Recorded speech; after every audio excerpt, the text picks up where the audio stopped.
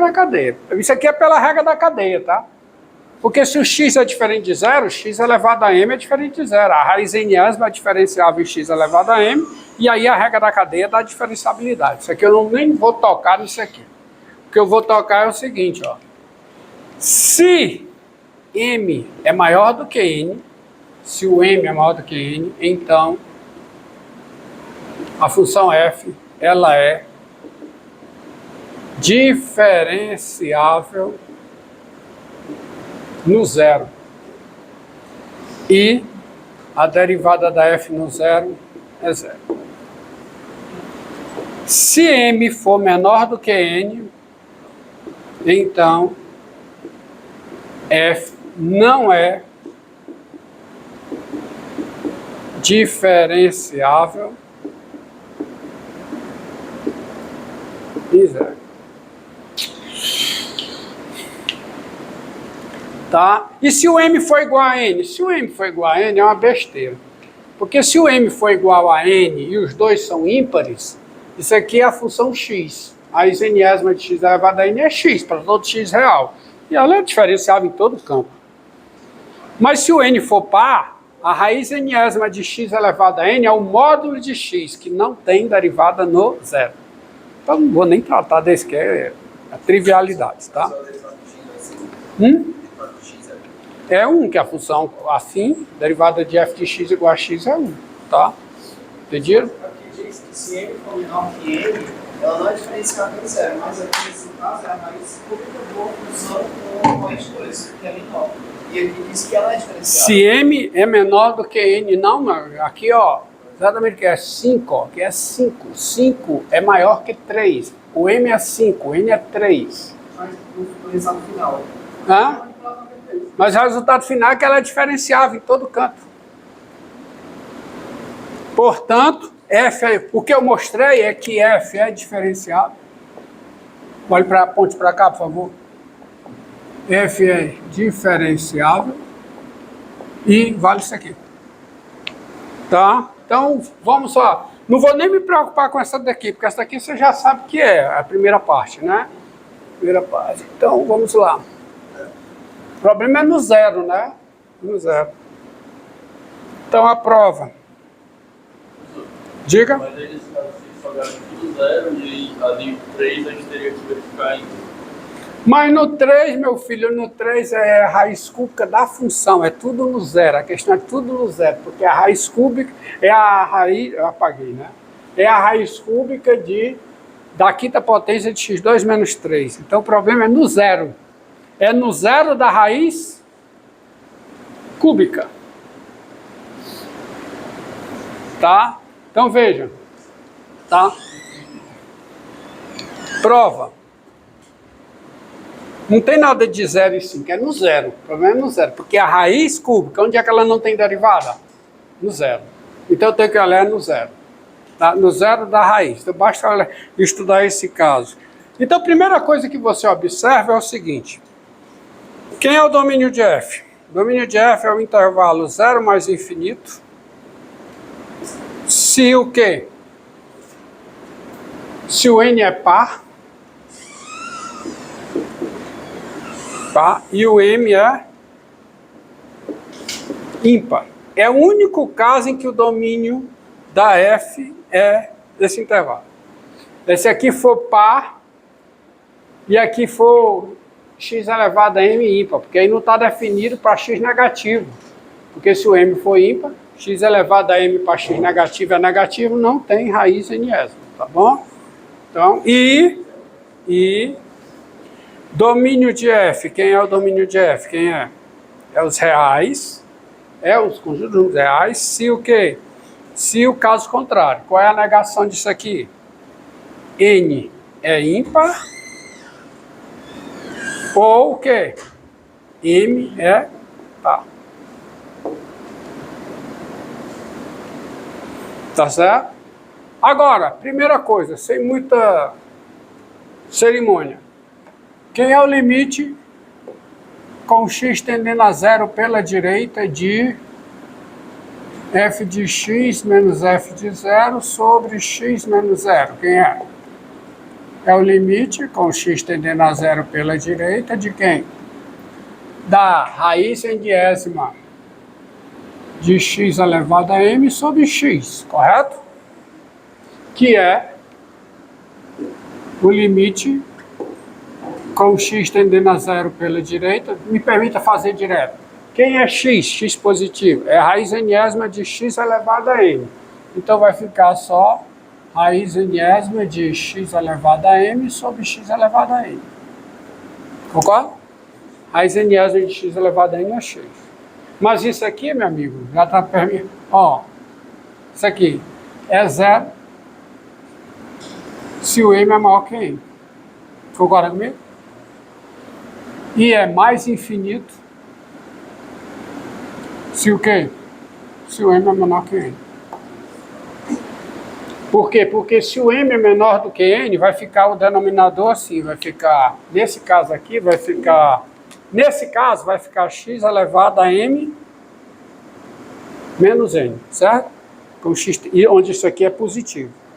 E nesse caso aqui, vai ficar 1 sobre x elevado a quem?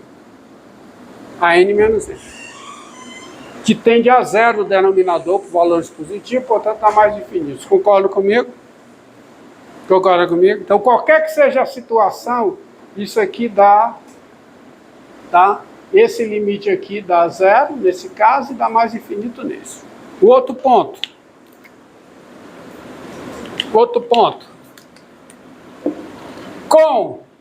Agora vamos ver o limite pela esquerda. Aonde pode ser considerado, aonde faz sentido mencionar o limite pela esquerda. Aonde é que faz sentido mencionar o limite pela esquerda? Quando o domínio é R. Porque se o domínio o domínio é esse aqui, o limite em zero é o limite pela direita. Então eu não tenho que olhar o limite pela esquerda. Mas nesse caso aqui eu tenho que olhar o limite pela esquerda. Então vamos ver o caso em que os dois são ímpares. Com m ímpar e n também ímpar, quem é o meu limite? O limite do quociente de Newton. Limite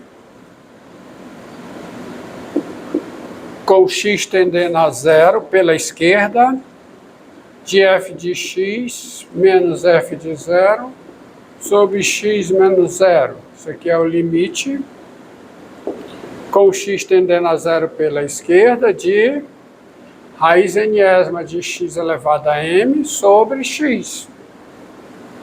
Mas, um momento. Mas isso aqui é igual ao limite com x tendendo a zero pela esquerda de raiz enésima de x elevado a m sobre raiz enésima de x elevado a n. Porque o n é ímpar. O n é ímpar. Tá certo? O m é ímpar, eu estou considerando o caso em que o m é ímpar e o n é ímpar. Então, esse limite dá o quê? Dá limite com x tendendo a zero pela esquerda de quem? Da raiz enésima de quem? De x elevado a m sobre quem? X elevado a n. Aí a mesma coisa. Vai dar zero se o m é maior que n. E observe, como os dois são ímpares, nesse caso aqui, se o m é menor que n, vai aparecer o denominador assim. Essa expressão vai aparecer o denominador 1 sobre x elevado a n menos m. Mas como os dois são ímpares, n menos m é par. De modo que isso tende a zero por valores positivos e a fração tende a mais infinita, a raiz enésima também tende a mais infinita. Tá? Então você veja aqui, nesse caso aqui, nesses dois casos, O limite pela direita é mais infinito, o limite pela esquerda é mais infinito. Significa que tem reta tangente vertical no zero. Tem reta tangente vertical, porque ela sai assim e faz isso, tá? Bem, agora o outro caso. Qual é o outro caso a considerar? Qual é? M ímpar e N par. Então, em qualquer caso, você está vendo que está tendo derivada sempre, e a derivada está sendo zero se o M é maior que M. Agora, outro caso, com M ímpar e N par. Quem é? Quem é o limite? Que chata. Eu tomei banho hoje, não é uma mosca. Com limite com x tendendo a zero pela esquerda de f de x menos f de zero sobre x menos zero. Isso é o limite com x tendendo a zero pela esquerda de quem? Raiz enésima de x sobre x elevado a m sobre x. Mas isso é o limite com x tendendo a zero pela esquerda da raiz enésima de x elevado a m. Como n é ímpar, desculpe, eu estou aqui, vou colocar assim, vou colocar desse jeito.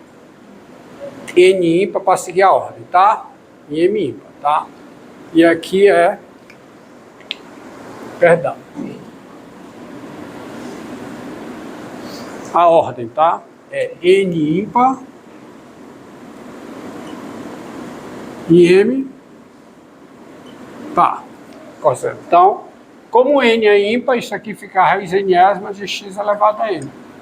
Aí a mesma coisa, fica o limite com x tendendo a zero pela esquerda, da raiz enésima de x elevado a m sobre x elevado a n. Isso aqui é igual a dá zero se o m é maior que n e dá menos infinito se o m é menor que n. Sabe por quê? Porque é a história do expoente. Aqui, vai aparecer aqui embaixo, 1 sobre x elevado a n menos m nesse caso. Só que um sendo ímpar e o outro sendo par, a diferença dá ímpar. Então, com x tendendo a zero por valores negativos, x elevado a n menos n também tende a zero por valores negativos. Então, isso aqui tende a menos infinito, a menos infinito. Então, não tem derivada. Sabe o que é? Não tem derivada e não tem reta tangente, porque significa o seguinte. Nesse caso aqui, como o limite pela direita e o limite pela esquerda é mais infinito, significa que o gráfico é assim, ó. Aí tem uma reta tangente vertical. Agora, esse caso aqui, não. Esse caso aqui, o limite pela direita é mais infinito, significa que ela chega tangenciando verticalmente assim pela direita. Mas como o limite pela esquerda é menos infinito, significa que ela chega tangenciando assim pela esquerda. Aí faz um bico. Além de não ter derivada, não tem reta tangente horizontal. Tá? Que forma um bico. Entendeu? A raiz enésima. Tá? Como eu disse, eu estou preocupado só no zero. Agora, o último caso, graças a Deus. Com quem? Com... Qual é o último caso? Qual é? Hã? Os dois serem pares, né? Com N par e M par. Então, já cansei disso aqui. Limite com x tendendo a zero pela esquerda de quê? F de x menos f de zero sobre x menos zero é o limite com x tendendo a zero pela esquerda da raiz enésima de x sobre x Agora preste bem atenção. Aqui, ó. Questão, ver se vocês entenderam a raiz enésima. Por que que eu uso? Hã? X elevado a M. Quê? AM, x elevado a m. Quando eu chego aqui, vai ficar raiz enésima de x elevado a m. Como x é negativo, o x é menos o módulo de x. E o módulo de x é a raiz enésima de x elevado a n. Então tem um menos aqui. Porque o x é negativo. E o n é par. Então, a raiz enésima de x elevado a n é o módulo de x. Portanto, x negativo, x é menos o módulo de x. Que é isso aqui. Isso aqui fica o limite com o x tendendo a zero pela esquerda de quem dá raiz enésima de x elevado a m sobre x elevado a n. Com menos aqui. Aí ocorre o contrário. Aí tem aquele denominador, só que aqui os dois são pares, né? Então o limite dessa fração aqui é mais infinito. Com x tendendo a zero, quando o m é menor que o n. Mas o importante é que é zero se o quê? Se o m é maior que o n.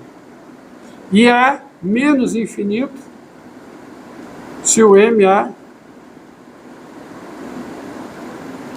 menor que o n. Porque daqui dá, ó, o expoente, essa diferença, como os dois são pares, essa diferença dá par.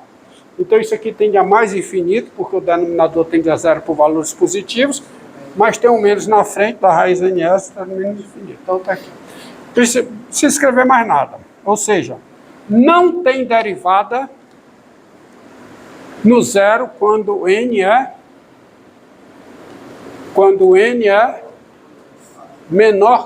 maior que o m. Quando o m de mamãe é menor que o n de navio.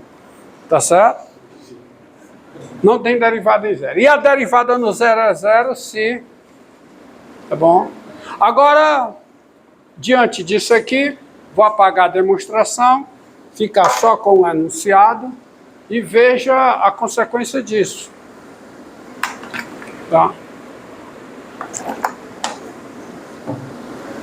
Veja a consequência disso aqui, ó. Deixa eu apagar tudo. Deixa só o... Deixa apenas o enunciado e vamos aplicar... Peraí.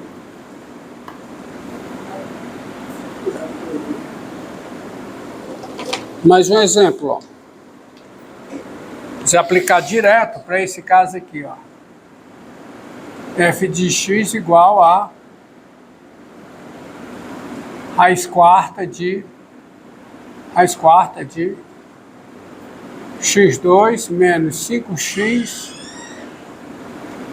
a terceira. Tá certo? Quem é o domínio dessa função? Quem é? Quem é o domínio dessa função? Me diga. Hã? O domínio de f é os reais.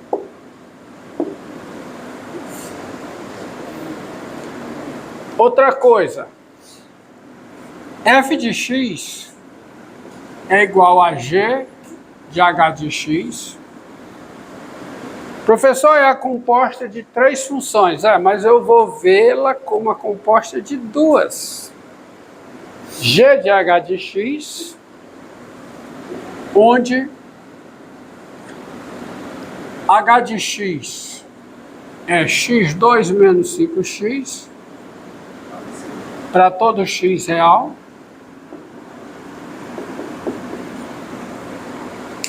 Colocar assim. F de x é g de h de x para todo x real, onde quem é h de x é x2 menos 5x para todo x real e Sabe quem é G de U?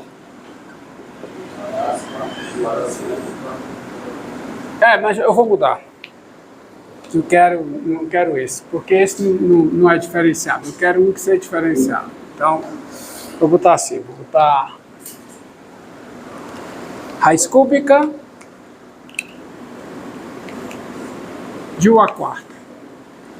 Continua sendo o domínio real?